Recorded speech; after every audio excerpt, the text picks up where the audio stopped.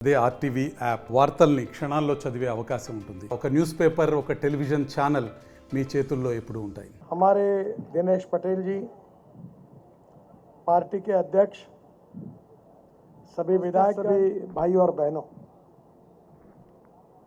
आज मैं जब आ रहा था और अरविंद जी से जब बात कर रहा था तो उन्होंने मुझे बताया कि हमारे निजामाबाद जिले में हल्दी का उत्पादन बहुत ज़्यादा होता है। उन्होंने मुझे ये भी बताया कि पहले यहाँ शुगर फैक्ट्री थी, 10 साल से बंद पड़ी हुई है। मैं भी किसान हूँ और आपके यहाँ से नज़दीक, आप जब नागपुर की ओर जाते हो तो वर्धा जिले में मैं चीनी फैक्ट्री चलाता हूँ, फिर भंडारा गोंदिया जिले में एक फैक्ट्री चलाता हूँ, नागपुर जिले में भी एक शुगर फैक्ट्री चलाता हूँ। हमारे देश के किसानों की हालत अच्छी नहीं है, क्योंकि इसका कारण है कि 1947 में और कांग्रेस पार्टी का शासन आया। बहुत वादे हमारे साथ नेहरू जी ने किए थे, पर गांव, गरीब, मजदूर और किसान का कल्याण नहीं हो पाया। गांधी जी ये कहते थे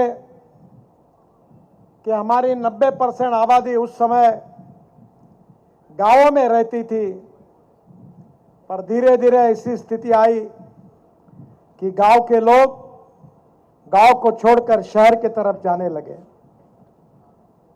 हमारी मुंबई, चेन्नई, बेंगलोर, हैदराबाद, नागपुर, पुणे, इनकी सबकी आबादी बढ़ती गई और गांव की आबादी कम होती गई। अब हमारे गांव में देश की केवल 65% आबादी रहती है और 25 से 30% लोगों ने गांव को छोड़ दिया। वो मजबूर क्यों हुए? इसके लिए अगर कोई पार्टी जिम्मेदार है तो कांग्रेस पार्टी जिम्मेदार है, जिनकी गलत आर्थिक नीतियों के कारण ये परिणाम हुआ है। गांव की हालत ऐसी बना दी कांग्रेस पार्टी के राज में कि गांव में जाने के लिए रोड नहीं, पीने के लिए पानी नहीं, शुद्ध पानी मिल नहीं रहा था, किसानों के फसल के सही दाम नहीं थे। मुझे याद है जब अटल बिहारी वाजपेयी देश के प्रधानमंत्री बने तो मैं उस समय महाराष्ट्र में मंत्री था। आप में से बहुत से लोगों को मुंबई जाने का मौका मिलता है।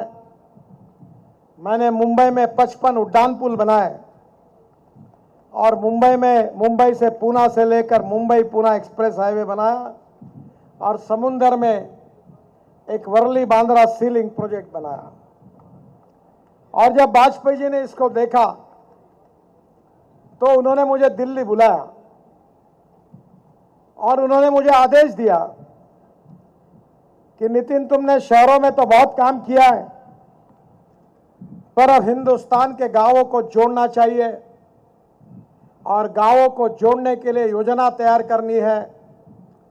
वो जिम्मेदारी मैं तुम्हारे ऊपर छोड़ता हूं। जल्दी अध्ययन करके एक कमेटी बनाओ और गांव को जोड़ने वाली योजना तैयार करो। बहनों और भाइयों, मैंने 4 महीने में अपना रिपोर्ट तैयार किया। नाबार्ड के अध्यक्ष मेरे साथ थे, रिजर्व बैंक के डिप्टी गवर्नर मेरे साथ थे और मैंने वाजपेयी जी को रिपोर्ट सौंपा और बराबर 20 दिन के अंदर उस समय के हमारे राष्ट्रपति डॉक्टर अब्दुल कलाम साहब ने उस योजना की घोषणा की, जो फ्लैगशिप योजना है, आज भी लोगों में सबसे बड़ी पॉपुलर है। उस योजना का नाम था प्रधानमंत्री ग्राम सड़क योजना और ये योजना बनाने का सौभाग्य मुझे मिला। और हिंदुस्तान के इतिहास में 6.5 लाख गांवों में से अगर 3,70,000 गांवों को मजबूत रोड से जोड़ने का काम हिंदुस्तान के इतिहास में किसी व्यक्ति ने किया है तो उसका नाम अटल बिहारी वाजपेयी है। ये मैं गौरव के साथ कह सकता हूं। क्या कांग्रेस पार्टी चाहती तो ये काम नहीं कर सकती थी? पर कभी कांग्रेस ने गांव गरीब मजदूर किसान को, उनके विकास को कभी प्राधान्य नहीं दिया। गांव में स्कूल की बिल्डिंग थी तो टीचर नहीं थे, टीचर थे तो बिल्डिंग नहीं थी, दोनों थे तो विद्यार्थी नहीं थे, और तीनों थे तो पढ़ाई नहीं थी। अस्पताल की हालत कांग्रेस के राज में ऐसी थी कि डॉक्टर है तो दवाई नहीं, दवाई है तो डॉक्टर नहीं, दोनों है तो नर्स नहीं, और तीनों है तो कौन मरने के लिए जाए, ऐसे दवाखानों की हालत बनी थी। और इसलिए लोग गांवों को छोड़ने लगे। पर मोदी जी आने के बाद 2014 में हमने गांव गरीब मजदूर किसान को, उसके विकास को प्राधान्य दिया। वाजपेयी जी ने 2004 में उस समय के पेट्रोलियम मंत्री राम नाइक के साथ मुझे भी ब्राजील भेजा था। उस समय हमने ये घोषणा की थी कि इस देश का किसान केवल गेहूं, चावल और मक्का नहीं लगाएगा।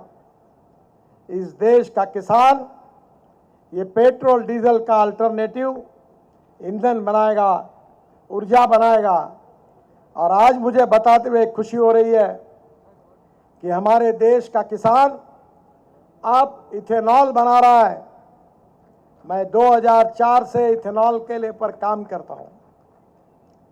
गेहूं, चावल, मक्का लगाने से किसानों की हालत नहीं सुधर सकती। मैं खुद, हमारे यहाँ गन्ने के जूस से हम इथेनॉल बनाते हैं। पूरे विदर्भ के 10 जिले में जितने पेट्रोल की गाड़ियां, उसमें हमारा इथेनॉल डाला जाता है।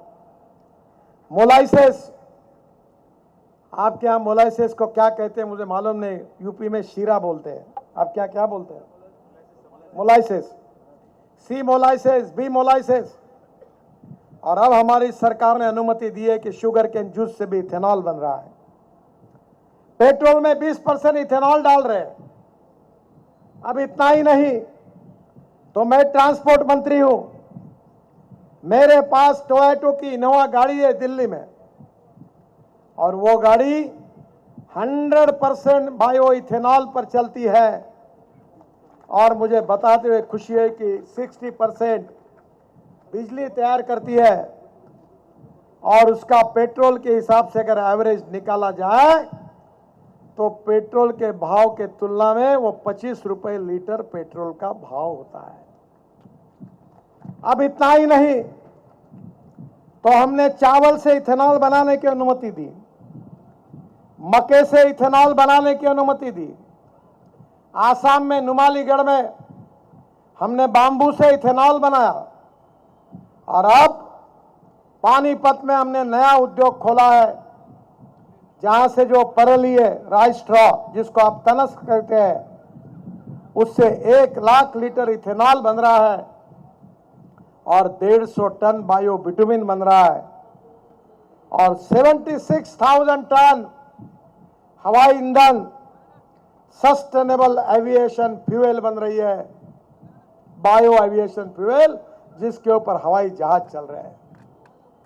एक समय किसान केवल अन्नदाता था, बाद में ऊर्जादाता बना। अब ऊर्जादाता नहीं तो विटामिन दाता बना है। अब विटामिन दाता नहीं तो हवाई जहाज पे ईंधन भी किसान बनाने लगा। ये शुरुआत अगर इस देश में किसी ने की है तो मोदी जी के नेतृत्व में हमारी सरकार ने शुरुआत की है। 16 लाख करोड़ के फॉसिल फ्यूल, डीजल, पेट्रोल आयात हो रहा था। हमारा सपना है import substitute, cost effective, pollution free और इंडिजिनियस। मैं ट्रांसपोर्ट का मंत्री हूं। बजाज, टीवीएस और हीरो की स्कूटर, मोटरसाइकिल अब फ्लेक्स इंजन पर बन गई है। इतना ही नहीं तो टोयोटो के साथ सुजुकी की गाड़ियां भी बन रही है। और आने वाले समय में इंडियन ऑयल ने यह तय किया है कि 400 इथेनॉल के पंप अब हिंदुस्तान में शुरू होंगे। और चावल से, मक्के से, शुगर केन जूस से, मोलाइसेस से, बांबू से, परली से, राइस स्ट्रॉ से बना हुआ इथेनॉल हमारे देश का फ्यूल बनेगा, हमारा इंपोर्ट कम होगा 16 लाख करोड़ का, और जो 5 लाख 7 लाख करोड़ बचेंगे वो किसानों के जेब में जाएंगे और किसान समृद्ध और संपन्न बनेंगे। बहनों और भाइयों, हमारे राज्य में हमने इलेक्ट्रिक स्कूटर लाई, इलेक्ट्रिक कार लाई, इलेक्ट्रिक बसेस लाई। अब किसान ग्रीन हाइड्रोजन तैयार कर रहा है। मैं हवा की बात नहीं कर रहा हूं। 3-4 घंटे लगते हैं, नागपुर आ जाओ, सब आपको देखने के लिए मिल जाएगा। अब पानी से हाइड्रोजन बना रहे हैं, और हाइड्रोजन की गाड़ी मेरे पास दिल्ली में है, मर्सिडीज से भी अच्छी है, और वो गाड़ी हाइड्रोजन भविष्य का फ्यूल है। उस गाड़ी का नाम है मिराई, टोयोटा की गाड़ी है। मिराई जापानी वर्ड है, मिराई का अर्थ है भविष्य। इस देश का किसान केवल गेहूं चावल मक्का नहीं तैयार करेगा, तो इस देश का किसान ऊर्जा तैयार करेगा, ईंधन तैयार करेगा, बिटुमिन तैयार करेगा, हवाई ईंधन तैयार करेगा। तो क्या होगा? तो निजामाबाद से छोड़कर जो हैदराबाद गए हैं वो वापस लौट कर आएंगे, चरो घर के तरफ वापस यहाँ आएंगे। गांव समृद्ध बनेंगे, किसान समृद्ध होगा, किसान कर्ज मुक्त होगा, और जवान युवाओं के हाथों को नौकरी लगेगी। ये संभव है। मेरे ही क्षेत्र में यहां से नजदीक मैंने 15,000 युवाओं को नौकरी दी है। इस देश का किसान, गांव गरीब मजदूर किसान का भला होना चाहिए। किसानों की आत्महत्या रुकनी चाहिए। आदिलाबाद के हमारे यवतमाल जिले में हजारों किसानों ने आत्महत्या की। हमारे पश्चिम विदर्भ में किसानों ने आत्महत्या की, क्योंकि किसान जो फसल उगाता है उसको सही दाम नहीं मिलते। कापूस सस्ता है, कपड़ा महंगा है, गेहूं सस्ता है, ब्रेड बिस्किट महंगे हैं, संतरा सस्ता है, जूस महंगा है। किसान के माल को कोई कीमत नहीं है। मुझे खुशी है कि आपका हल्दी का हब है, और उसमें से भी ऑर्गेनिक हल्दी जो तैयार करेंगे उनको बहुत बड़ा एक्सपोर्ट पोटेंशियल है। हमारे हिंगोली के सांसद हेमंत पाटिल मेरे पास बार बार आते हैं। अब हिंगोली में भी बहुत हल्दी लगने लगी है, और लगातार वो बड़ा प्रोजेक्ट वहां डाल रहे हैं, और मैं वहां ड्राई पोर्ट बना रहा हूं ताकि वहां की हल्दी की पाउडर डायरेक्ट दुनिया में एक्सपोर्ट हो जाए, किसानों को उसका फायदा मिले। बहनों और भाइयों, इस देश का किसान समृद्ध और संपन्न बनना चाहिए। गांव की तरक्की और विकास होना चाहिए, और गांव में उद्योग शुरू होने चाहिए। उद्योग बढ़ता है जहां water, power, transport and communication होता है। बिजली चाहिए, पानी चाहिए, टेलीकम्युनिकेशन के साधन चाहिए, और रास्ते चाहिए। मैंने अपने ऑफिस में American president John F Kennedy ji का एक बहुत बड़ा स्टेटमेंट लिख कर रखा हुआ है। जॉन एफ कैनेडी ने क्या कहा था? उन्होंने कहा था, American roads are not good because America is rich, but America is rich because American roads are good. Road अच्छे बनने से समृद्धता और संपन्नता आती है।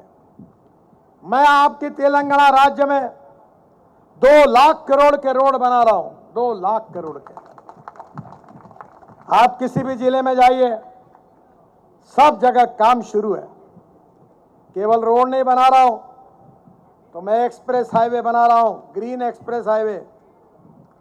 हमारे यहां मंचेरियल से लेकर अरमूर तक 132 किलोमीटर, 5,200 करोड़ रुपए खर्चा करके मैंने काम शुरू किया है, जिससे ये दूरी कम से कम 25 किलोमीटर कम हो जाएगी। और जहां यात्रा के लिए 4 घंटे लगते थे, वो 1.5 घंटे में काम हो जाएगा। और Singrauli, collieries, Bellampalli, coal chemical complex near Mancherial, ACC cement factory, सबको एक अच्छी कनेक्टिविटी होगी। मैं नागपुर से विजयवाड़ा एक्सप्रेस हाईवे बना रहा हूं। इसकी लागत 15,000 करोड़ रुपए है, 401 किलोमीटर है, और ये कॉरिडोर नागपुर से विजयवाड़ा के बीच बेटर कनेक्टिविटी देगा। इसमें से कालेश्वरम मंदिर, हजार स्तंभ मंदिर, भद्रकाली मंदिर, रामप्पा मंदिर, कुरावी वीरभद्रा स्वामी मंदिर, इसको कनेक्टिविटी मिलेगी। हमारे हैदराबाद से रायपुर तक हम हाईवे बना रहे, काफी काम हो चुका है। ये 335 किलोमीटर का है। इसकी लागत 12,000 करोड़ रुपए है। इसकी लंबाई जो है वो 65 किलोमीटर आपके इसमें आती है। और मेरा विश्वास है कि ये भी हाईवे तेलंगाना के विकास के लिए बहुत महत्वपूर्ण होगा। जो आपके विकास के लिए बहुत इंपॉर्टेंट हाईवे है वो इंदौर से हैदराबाद है। ये 525 किलोमीटर 15,000 करोड़ की लागत। मुझे विश्वास है नागपुर विजयवाड़ा, हैदराबाद विशाखापट्टनम, हिंदौर हैदराबाद, सोलापुर कर्नूल चेन्नई, हैदराबाद रायपुर, ये पूरे तरह से केवल तेलंगाना में हम कम से कम 60,000 करोड़ रुपए के हाईवे बना रहे। ये तो हम लोग अपने भाषण में कहते थे कश्मीर से कन्याकुमारी तक। आप कभी मनाली में गए होंगे, हिमाचल प्रदेश में। मनाली के बाद रोहतांग पास जाना पड़ता है। हिमालय के ऊपर 3.5 घंटे लगते थे, अब 8 मिनट में जाते हैं। टनल बना दिया हमने। वहां से बाहर निकलने के बाद लद्दाख लेह तक 4 टनल बना दी। वहां से लद्दाख ले आते, वहां से कारगिल के नीचे जोजिला टनल आशिया की सबसे बड़ी 11 किलोमीटर बनाई। जोजिला से झेड़मौर बनाई और हिमालय के बीच में से वो आता है श्रीनगर से जम्मू के बीच में 18 टनल बनाई। और वैष्णो देवी के पहले हमने हाईवे बनाया दिल्ली से कटरा, अमृतसर। कटरा से दिल्ली 6 घंटे में, अमृतसर 4 घंटे में, श्रीनगर 8 घंटे में, और दिल्ली आकर दिल्ली मुंबई एक्सप्रेस हाईवे से दिल्ली से मुंबई 12 घंटे में। और सूरत से लेकर हम नासिक जाएंगे और नासिक से निकलकर अहमदनगर आएंगे, अहमदनगर से सोलापुर आएंगे, सोलापुर से कर्नूल आएंगे और कर्नूल से हैदराबाद, चेन्नई, बेंगलोर, मैंगलोर, कोचीन, त्रिवेंद्रम और कन्याकुमारी तक एक्सिस कंट्रोल रोड से चले जाएंगे। तो हम भाषण में कहते थे कश्मीर से कन्याकुमारी तक, तो कश्मीर से कन्याकुमारी तक रास्ता बन गया। रास्ते बनेंगे तो उद्योग और व्यापार बढ़ेगा। मेरा विश्वास है कि तेलंगाना में जो राज्य है, जिस प्रकार से वो राज्य काम कर रहा था इसके पहले, उन्होंने एक ही काम किया, न जात पर न बात कर, खाओ खींचो अपने बाप का माल है, जितना लूटना है उतना लूटो, एक पाव डटाओ गरीबी हटाओ। अब कांग्रेस वालों ने तो हमको मूर्ख बनाया। इसके पहले भी कांग्रेस थी, पर देश का विकास नहीं हुआ। और इसलिए मैं आपके पास आया हूं कि इस देश का किसानों का भला कौन कर सकता है, इस देश के युवाओं को रोजगार कौन दे सकता है, इस देश के महिलाओं को अपने अधिकार कौन दे सकता है, इस देश में युवाओं के हाथों में नॉलेज के आधार पर दुनिया की ताकत कौन बना सकता है हिंदुस्तान को। इन सब सवालों का एक ही जवाब है कि भारतीय जनता पार्टी ही इस देश के तस्वीर को बदल सकती है। मोदी जी का सपना है कि हिंदुस्तान को आत्मनिर्भर भारत बनाना। मोदी जी का सपना है $5 ट्रिलियन की इकोनॉमी को बनाना। मोदी जी का सपना है कि वर्ल्ड की 3rd लार्जेस्ट इकोनॉमी हिंदुस्तान को बनाना, गांव गरीब मजदूर किसान का कल्याण करना।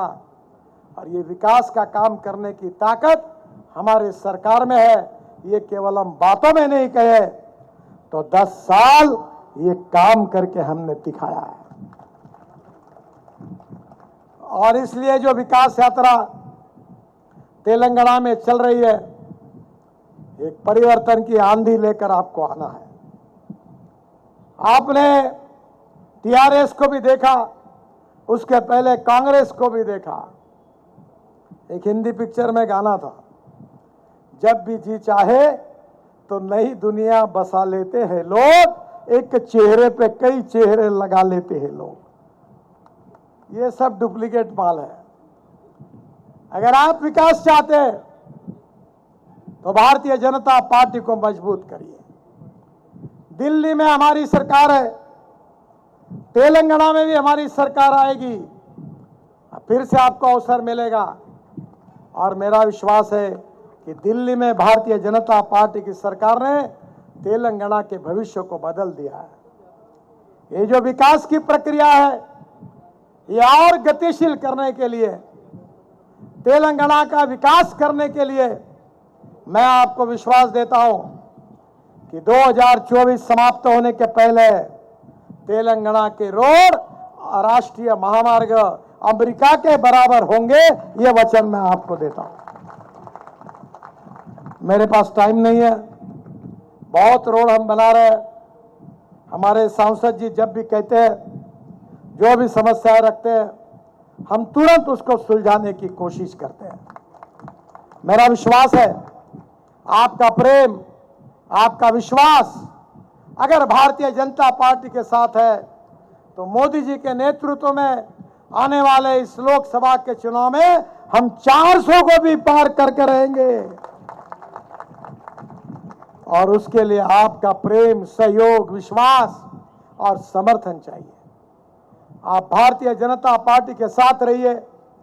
जात, पंथ, धर्म, भाषा, सेक्स के आधार के ऊपर उठकर भारतीय जनता पार्टी का समर्थन करिए और हमें साथ दीजिए, यही आपसे प्रार्थना करता हूं।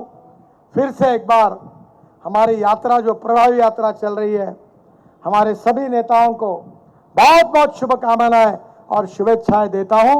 आपका प्रेम हमारे साथ रहेगा, इसी विश्वास के साथ मैं अपनी बात को समाप्त करता हूं। बहुत बहुत धन्यवाद, नमस्कार। బయలుదేరాలా కాబట్టి 2-3 విషయాలే చెప్తాను. గడ్కరీ గారు, నేను చాలా మంది మంత్రులను నేను చూసినాను. बचपन से बहुत सारे मंत्रियों को देखा मैंने। एक पॉलिटिकल फैमिली से आता हूं। भी बड़ा समस्या हो 2 मिनट के अंदर वही एक ही कमरे में रिजॉल्व करके भिजाते हैं। आज तक मैंने कितने बार भी गया, एक भी काम अभी तक पेंडिंग नहीं रहा। सिर्फ 2-2.5 मिनट में काम का सॉल्यूशन निकालते हैं और क्लियर करके भिजाते हैं। ऐसा एडमिनिस्ट्रेशन पे जितना पकड़ गडकरी जी को है, मैंने बहुत बहुत बहुत कम पॉलिटिशियंस को मैंने देखा है जिंदगी में।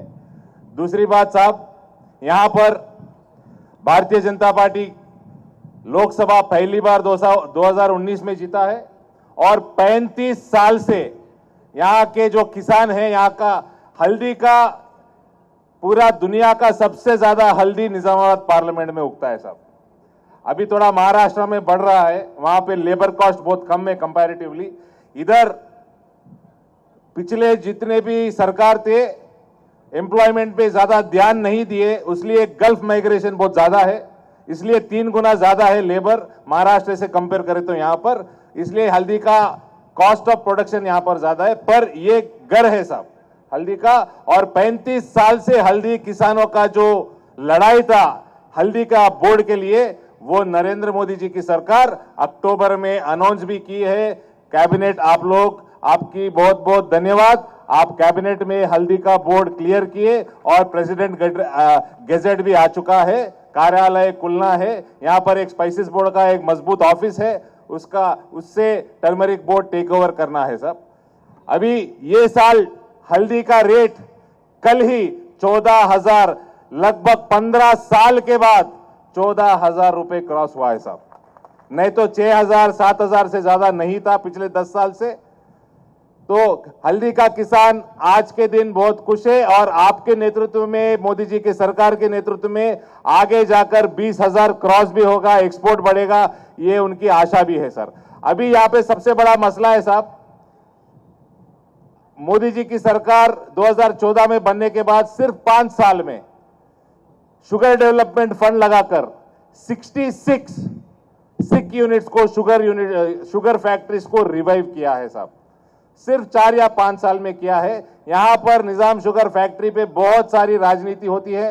बहुत बढ़िया चलता था हमारे बचपन में फैक्ट्री 1990 ये तक, कांग्रेस और टीडीपी के जो सरकार थी उसको प्राइवेटाइज किया है। प्राइवेटाइज करने के बाद टीआरएस की सरकार तेलंगाना एजिटेशन में, क्योंकि वो प्राइवेट ओनर आंध्रा वाले थे, उनको चलने नहीं दिए। टीआरएस सरकार आने के बाद 2014 में गवर्नमेंट टेक ओवर करता बोल के बोला साहब, पर केसीआर ने 10 साल तक नहीं किया। आज वो 2015 से बंद पड़ा हुआ साहब, एनसीएलटी में है, वो कभी भी बिक सकता है साहब। फिर से कांग्रेस की सरकार उनकी मैनिफेस्टो में ये हम लोग टेक ओवर करते करके वादा किए और फिर वादा से मुकर जा रहे साहब। फिर कमेटी डाले, 2004 में भी राजशेखर रेड्डी जी के चीफ मिनिस्टरशिप में कमेटी, हाउस कमेटी डाले।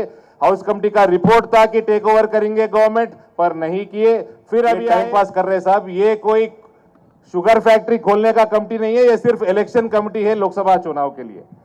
तो ये मुद्दा भी मैं आपके सामने रखना चाहता हूं, सभी लोगों के सामने, और मैं ज्यादा समय नहीं लेता हूं।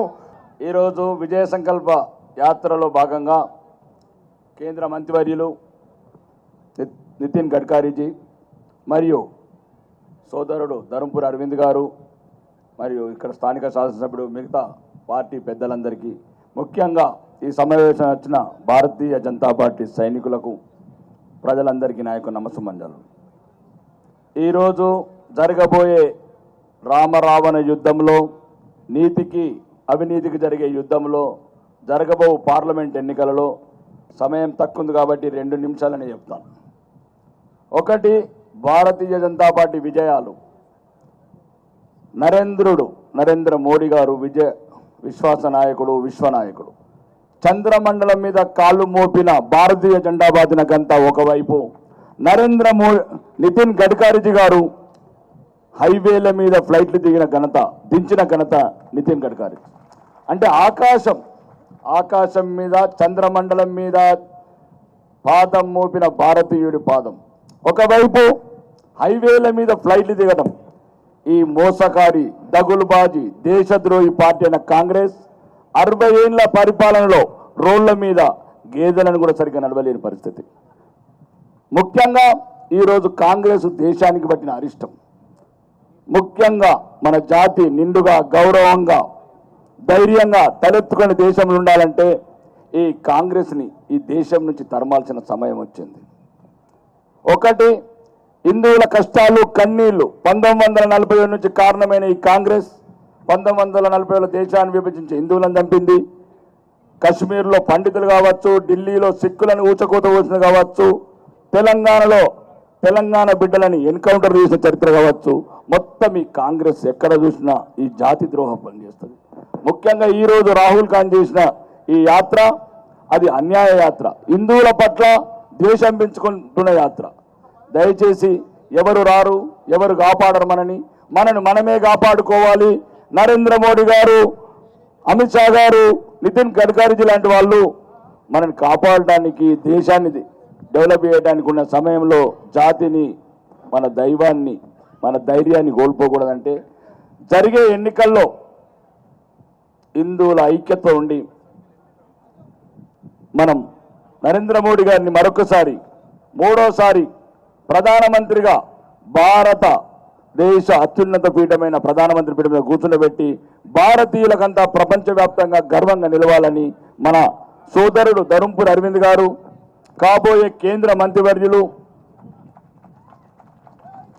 ధైర్యంగా చెప్తున్న కాబోయే కేంద్ర మంత్రివర్యులని రాసి పెట్టుకోండి. 5 ఏళ్లను సాధించిన విజయాలు ఎన్నో మీకు ఇప్పుడు చెప్పడానికి టైం లేదు. తర్వాత ప్రెస్ మీట్లో చెప్తాను, ప్రెస్ విలేకరులు ఉన్నారు. ఈ దేశానికి కాంగ్రెస్ చేసిన ద్రోహాలు, హిందువులకు చేసిన ద్రోహము అన్ని వివరంగా చెప్తాను, పొల్లు పోకుండా చెప్తాను.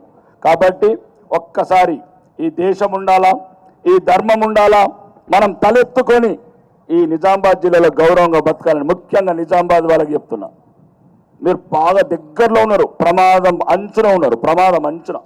కాబట్టి మళ్ళీ మిమ్మల్ని మీరు కోల్పోయి మమ్మల్ని గచ్చి ధైర్యం చెప్పని చెప్పలేము. వాడు పొడిచిండు, వీడు పొడిచిండు అంటే మేమేం చేయలేము.